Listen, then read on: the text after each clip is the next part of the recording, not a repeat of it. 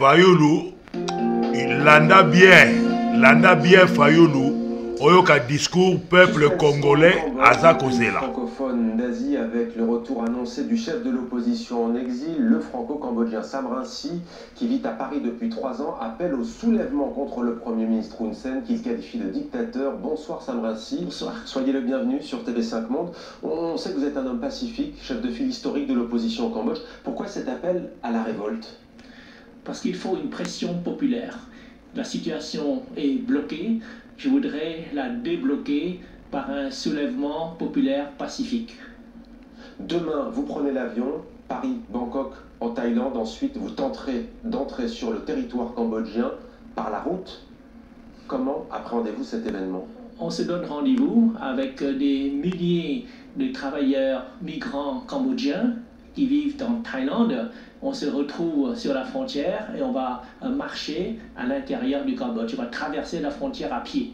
Ça ne nous a pas échappé, Sam Rainsy, l'annonce même de votre retour occupe toutes les conversations à Phnom Penh, la capitale cambodgienne. Il se dit même que le Premier ministre mobilise la police. On murmure même que les permissions des soldats ont été suspendues. Est-ce que vous avez peur d'être arrêté?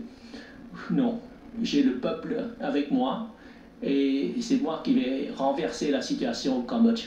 Qu'est-ce que vous reprochez à Hun Sen que vous qualifiez de dictateur? Hun Sen fait du Cambodge une propriété personnelle et celle de sa famille.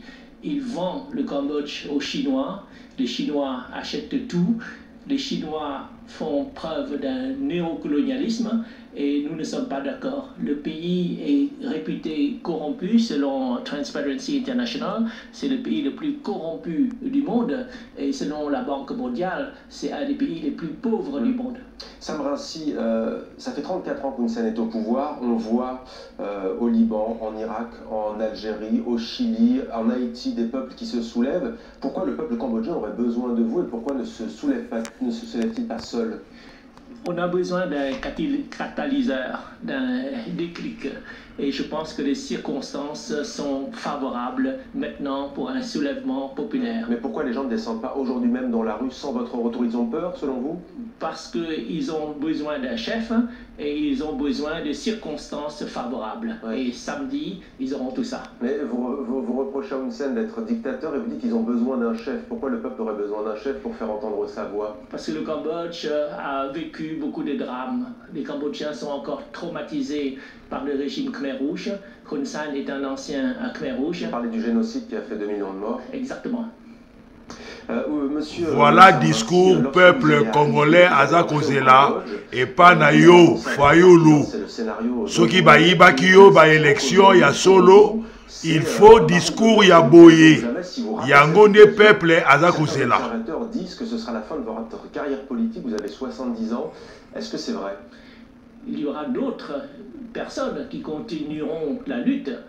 Mais c'est vrai que le Cambodge actuellement est à la charnière, un croisement, et j'aimerais bien que le Cambodge passe du côté de la démocratie. Mais vous êtes prêt à passer par la case prison?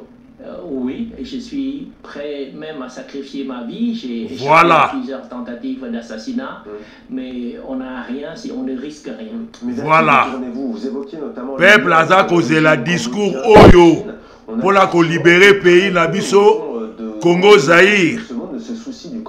Bah bla bla bla bla bla bla té. Bien sûr. C'est ce discours-là que le peuple attend. Au monde, et notamment à la France, qu'il y a les accords de